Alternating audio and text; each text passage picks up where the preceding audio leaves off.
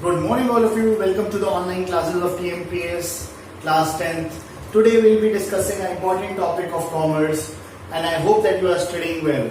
Today we'll be discussing about the commercial banks. You know that we have discussed about the central bank. It was a very important chapter. I have told you it comes for 10 marks in your board examinations.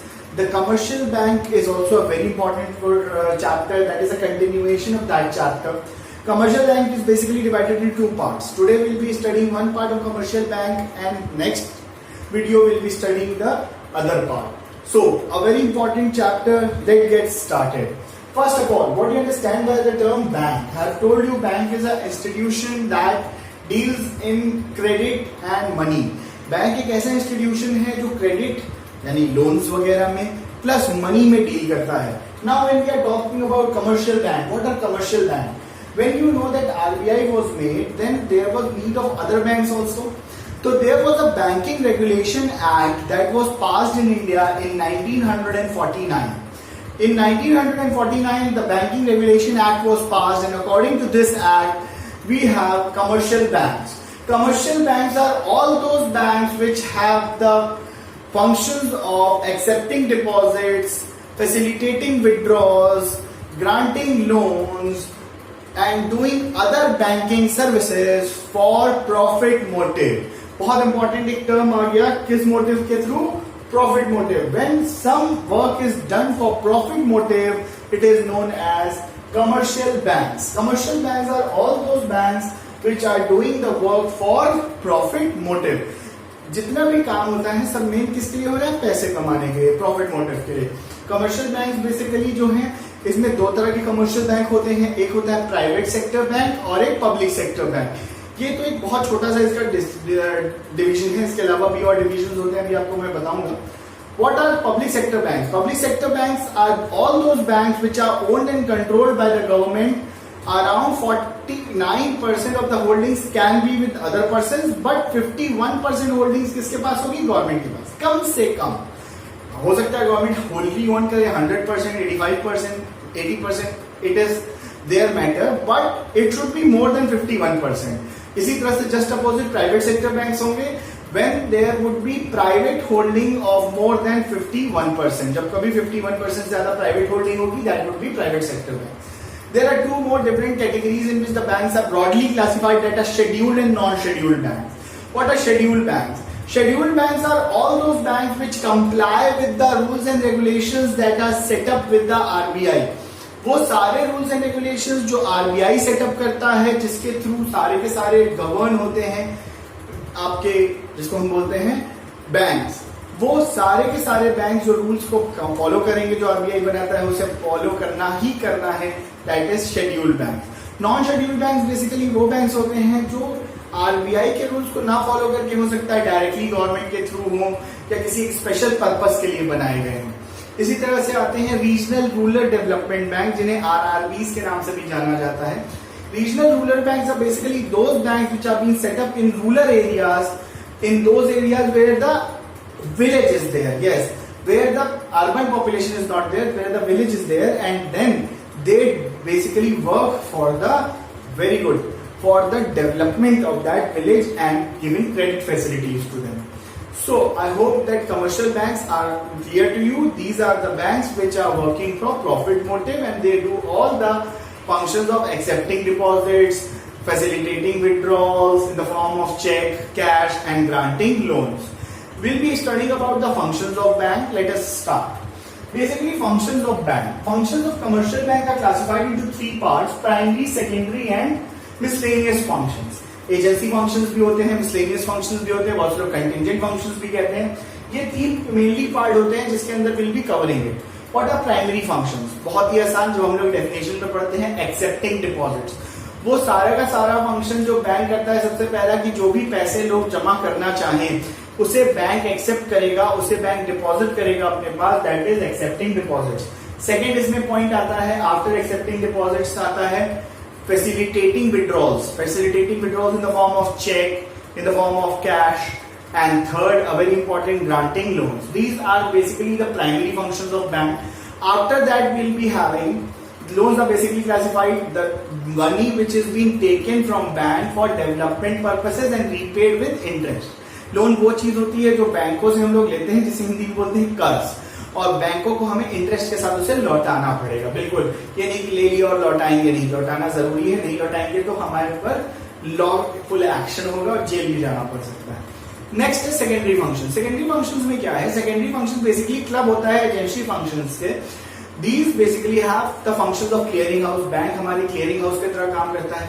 कोई भी आपको मान लीजिए account में check मिलती है, मान लीजिए आपके फादर को मिली चेक कैनरा बैंक से, लेकिन उनका अकाउंट तो एसबीआई में है, स्टेट बैंक ऑफ इंडिया में, तो क्या वो कैनरा बैंक में जाते हैं, उसके बाद उसमें से कैश निकालते हैं, मान लीजिए उसमें अकाउंट पे ही है, एक डबल डैश लगा है, अभी हम लोग इसमें चेक के बारे में भी बात करेंगे, डिफरेंट क्रॉसिंग्स के बारे में बात करेंगे चेक की, वो आगे वाली वीडियोज में बात करेंगे। तो क्या वो हम कैनरा बैंक से जाकर अपने अकाउंट में फिर से वहां ओपन कराएंगे और चेंज कराएंगे? नहीं, बैंक हमारे जिस भी बैंक में अकाउंट है हम उस पर जाते हैं, उस चेक को डिपॉजिट कर देंगे और बैंक हमारी तरफ से उसे कलेक्ट करेगा और हमारे अकाउंट में पैसे आ जाते हैं।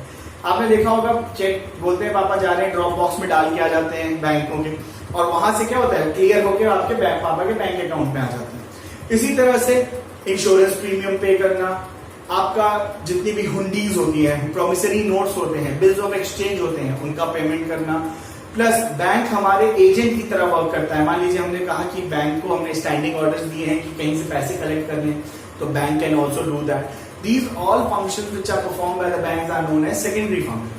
What are miscellaneous functions? जैसे बैंक हमें लॉकर फैसिलिटीज प्रोवाइड करता है, बैंक हमें क्रेडिट नोट्स देता है। क्रेडिट नोट मतलब कि हमारे बैंक अकाउंट में कुछ पैसे होते हैं और वो बैंक उसको फ्रीज करके क्रेडिट नोट इशू कर देता है कि हाँ भाई इनके पास वो पैसे हैं। बैंक हमें डिमांड ड्राफ्ट देता है, उसके बारे में we will be talking afterwards. So these all functions are known as miscellaneous functions of the bank. अब इसके बाद बैंक में कुछ टाइप ऑफ बैंक डिपॉजिट्स होते हैं। What are different type of bank deposits? बहुत इंपॉर्टेंट पोर्शन है। Different type of bank deposits में चलिए हम लोग बात करते हैं सबसे पहले सेविंग बैंक अकाउंट की। ये तो सभी जानते होंगे, saving bank accounts are basically those accounts which are for basically small saving, छोटी छोटी सेविंग्स करने के लिए, जो ज्यादातर हाउस होल्ड्स, इंडिविजुअल्स प्लस आपके आप कह सकते हैं कि स्टूडेंट्स, ये सब ओपन करते हैं और बहुत छोटी छोटी सेविंग्स के लिए इसको रखा जाता है। इसमें बहुत थोड़ा सा इंटरेस्ट मिलता है, the amount of interest is low in this saving, बस इंटरेस्ट मिलता है and it is for creation a habit of saving. इसको क्यों किया जाता है? जिससे कि habit of saving can be increase. Now habit of saving जब बढ़ेगी तभी तो इकोनॉमी में और पैसे लोग इन्वेस्ट करेंगे, ग्रो करेंगे। So this is a bank account. अब जैसे फादर आपके किसी जॉब में वर्क करते हैं तो वहां पे सैलरी अकाउंट होता है, वो भी एक टाइप ऑफ सेविंग अकाउंट के अंदर ही आता है। इसके बाद हम लोग बात करेंगे नेक्स्ट करंट अकाउंट की। करंट अकाउंट किसके लिए होता है? बिजनेसमैन के। अभी हम लोग ने बात किया स्मॉल सेविंग के लिए, छोटे छोटी सेविंग्स के लिए, house hold, house wife, individuals, students और फादर्स वगैरह की जो सैलरी अकाउंट होते हैं वो भी एक टाइप ऑफ सेविंग अकाउंट के अंदर ही आते हैं। इसके बाद बात करते हैं current account. Current account are those account which are for businessman. Businessman को आप जानते हैं, बिजनेसमैन मतलब कि वो लोग जो बिजनेसेस को करते हैं। बिजनेस करने का मतलब क्या है? ऐसे लोग जो अपना व्यापार कर रहे हैं, अपना काम कर रहे हैं, तो उन्हें डेली का डेली बहुत सारे ट्रांजैक्शन करने होते हैं। मैंने कहा था कि सेविंग में कुछ लिमिटेड अमाउंट ऑफ ट्रांजैक्शन ही कर सकते हैं, जैसे एक हफ्ते में 2 ट्रांजैक्शन, 3 ट्रांजैक्शन, लेकिन करंट में आप नंबर ऑफ ट्रांजैक्शन चाहे जितने कर लें। करंट अकाउंट में कोई इंटरेस्ट नहीं मिलता, इंटरेस्ट लेवल इज 0। मतलब आप चाहे जितना पैसा करंट अकाउंट में रख लीजिए, 5 lakh, 10 lakh, 50 lakh, 1 crore, 0 interest would be given. आपको कोई इंटरेस्ट नहीं मिलने वाला। सेविंग में थोड़ा सा इंटरेस्ट मिलता है, लेकिन करंट अकाउंट में फायदा क्या है कि यहाँ पे नंबर ऑफ विड्रॉल्स में कोई लिमिट नहीं है, नंबर ऑफ डिपॉजिट्स में कोई लिमिट नहीं है।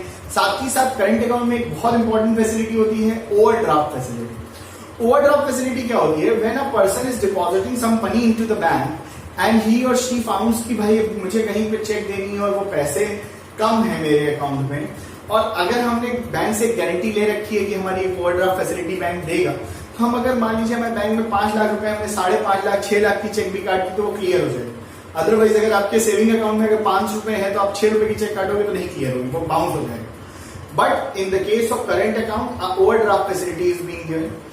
After that we have time deposits. Time deposit 2 तरह के होते हैं, एक होता है रिकरिंग और एक होता है फिक्स्ड डिपॉजिट्स। आपने सुना होगा आपके घर में FDR होती है, फिक्स डिपॉजिट रिसिप्ट। आपने देखा होगा फादर वगैरह या मम्मियों के पास एक स्क्वायर शेप में, रेक्टेंगुलर शेप में पीस ऑफ पेपर होता है जहां पे लिखा होता है बैंक का नाम, maturity value, issue price, maturity date, duration. तो वो एक टाइम ड्यूरेशन के लिए लमसम पीरियड, मान लीजिए 1 लाख रुपए मैंने 5 सालों के लिए कहीं बैंक में जमा कर दिया, 5 सालों के बाद मुझे वो विद इंटरेस्ट वो पैसा मिलेगा। तो सबसे ज्यादा इंटरेस्ट मिलता है एफडीआर में, यानी कि फिक्स डिपॉजिट रिसिप्ट में, जहां पर एक लमसम अमाउंट हम एक फिक्स पीरियड के लिए बैंकों के पास छोड़ देते हैं। वो बोलते हैं हम लोग एफडीआर, फिक्स डिपॉजिट रिसिप्ट। वो पैसा उतने दिनों के लिए लॉक हो जाता है, लॉकिंग हो जाता है, हम उसे जब चाहे निकाल नहीं सकते। इसी तरह से रिकरिंग क्या है? रिकरिंग एक तरह का भी टाइम डिपॉजिट अकाउंट है। यहाँ पर एक लमसम हम हमेशा, आप कह सकते हो, हर मंथ जमा करते हैं।